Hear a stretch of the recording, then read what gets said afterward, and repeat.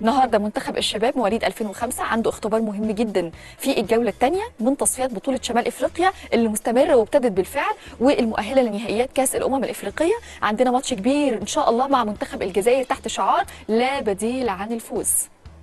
الخساره الاولى امام المنتخب المغربي اللي كانت 2-1 اثرت بشكل كبير في التصفيات. طبعا المباريات بتقام في مدينه الاسماعيليه. من بعد مباراه المغرب الاولى رفع الجهاز الفني لمنتخب مصر للشباب شعار مفيش وقت للراحه، وده طبعا عشان يبتدوا ان هم يستعدوا بشكل قوي جدا للقاء الجزائر المصيري النهارده الساعه 8 بالليل. ان شاء الله المباراه هتتلعب باستاد هيئه قناه السويس الجديد بالاسماعيليه. ومستر ميكالي كان حريص جدا في ميران امبارح على ان هو يعني يكون كده بيحفظ اللعيبه بعض الجمل التكتيكيه، وان هو يهتم بالضربات الثابته بشكل كبير اللي ممكن ان هي تحسم المباراه وتحسم له الفوز، ويستغل انصاف الفرص. وكمان عمل اجتماع مهم قوي مع اللعيبه قبل المباراه ورفع الضغط العصبي عليهم بعد الخساره الاولى. وزي ما قلت لحضراتكم ده ليه علاقه برضو بسن اللعيبه، ان انا اشتغل معاهم، ان انا انزل الضغط العصبي في لعيبه لما بتضغط ما بتقدرش ان هي تأدي. وده طبعا من خبرات مستر ميكالي، يستطيع ان هو يقرر ويبقى عارف يتكلم مع اللعيبه ازاي ويأهلهم ازاي نفسيا ما قبل المباراه. الحقيقه الخساره الاخيره امام المنتخب المغربي بهدفين لهدف يعني تم احتوائها بسرعه قوي، والاستعدادات بدأت سريعا برضو علشان مباراة النهارده. مباراة الجزائر صعبة على فكرة في الجولة الثانية. ده كان كلام الكابتن اسلام الشاطر مدير المنتخب اللي قال ان الوقت كان ضيق ما بين لقاء المغرب ومباراة الجزائر، وفي تركيز مهم على النواحي الخططية ان هم يرفعوا الروح المعنوية للعيبة، وكمان يكون في ضرورة استغلال عامل الارض والجمهور لمصلحتهم.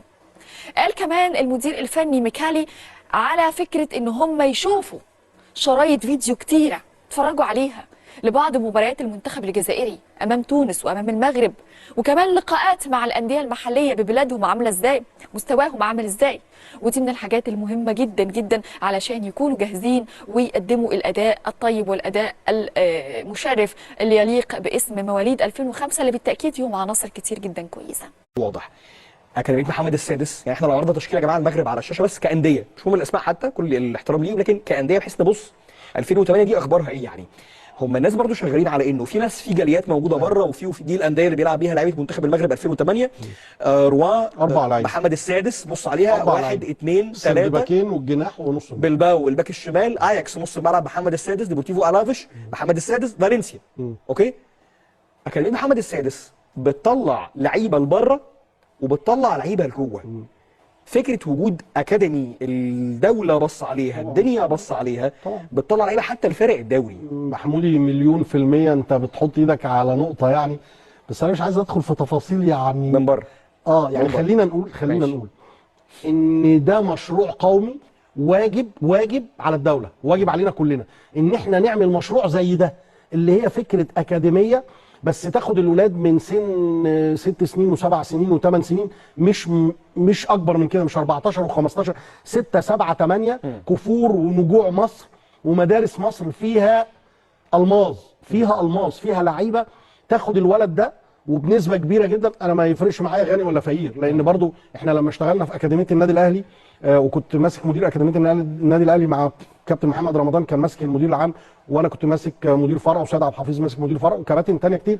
الفكره ممكن الولد اللي متاسس كويس واللي متغذي كويس واللي بيتكلم لغات واللي في مدرسه امريكان او انترناشونال ممكن يكون مؤسس كبدنيا افضل من ولد تاني، لكن خلينا نقول ان الموهبه في سن 6 7 8 حضرتك تاخده توصله انه لما ياخد شغل معاك من 6 7 سنين لغايه 12 سنه، انا بقول لك لما ياخد 6 سنين شغل تبع الدوله اللي بتصرف عليه، هي اللي بتجايبه له مدربين، هي اللي جايبه له مدارس، هي اللي عامله له معسكر داخلي، الكلام ده كله لازم هتصدر بره، لازم هتصدر بره وهتصدر جوه. تعالى يا زمالك، تعالى يا اهلي، تعالى يا بيراميدز، اللعيبه الكويسه عايز تاخدها خدها وهي 12 سنه، الاولويه لبره مع وجود تعليم، علشان دي نقطه مهمه جدا. احنا بنتكلم على لمسيه، لامين يامال وكوبارسي الاسبوع فاكروا بيتكلموا في القصه دي.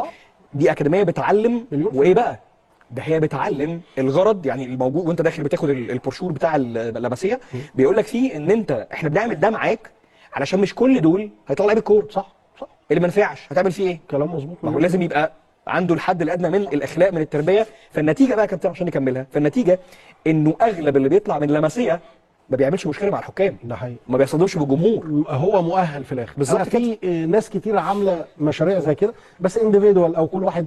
يعني انا اعرف ان الكابتن احمد حسام ميدو عامل حاجه زي كده. كان تقريبا وادي دجله في اكاديميه اسمها ام جي او بغض النظر. بغض النظر يعني، بس هي خلاص انتهت يعني اتلغت. بس هي الفكره ان لو المشروع ده مشروع قومي ويتعمل له بلان قوي ويتجاب لجنه من افضل الخبراء، من اول الدكتور طه اسماعيل، الدكتور عمرو ابو المجد، يعني الاسامي، كابتن ابراهيم عبد الصمد يا خبر ابيض، الدكتور ماجد مصطفى يا خبر ابيض، الكابتن عادل طعيمه، الناس اهلي وزمالك وفي كل حته. لو جبنا خبراء وقلنا يا كابتن احنا عايزين نلف مصر كلها من الصعيد لبحري للقاهره لكل المحافظات، وناخد من سن 6 7 سنين والولد الموهوب في الكوره ابتدي ادخله معسكر ممكن يبقى في بلده الاول، وبعد كده اصفي، وبعد كده اعمل حاجه تكون كريمه الكريمه، يطلعوا 20 يطلعوا 30 يطلعوا 50 يطلعوا 100 زي ما يطلعوا. الولاد دول لو اتعرضوا بره في اوروبا، وبعد كده اللي مش هيروح اوروبا يبتدي يروح على الاهلي والزمالك والانديه الكبيره، اظن ان الدنيا تبقى انتهت. بس احنا احنا مش عارفين نعمل ده.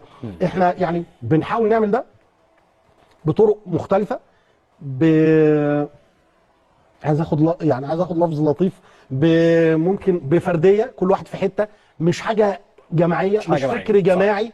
لو عملنا كده، عشان ده انا بقوله بقالي سنين، انا بقول الكلام ده، النقطتين دول يا محمودي لو اتعملوا الموضوع انتهى. لان احنا عندنا، معلش مع كامل الاحترام، احنا عندنا قد المغرب وقد الجزائر وقد تونس واي دوله وقد اي دوله 100% مواهب مدفونه، بس انت مش عارف تطلعها وتلمعها. بص هو رايح لفين؟ رايح لاكاديميه بتختار ولاد صغيرين، بتاهلهم وتعلمهم وتاكلهم وتعمل لهم كل حاجه از بروفيشنال، وانت رايح لانديه بتبيع اسمها بفلوس. صحيح. حضرتك ولي امر هات بقى 20 30 الف جنيه عشان ايد ابنك. والدنيا شوف انت رايح فين والدنيا وهو رايح بالتتابع.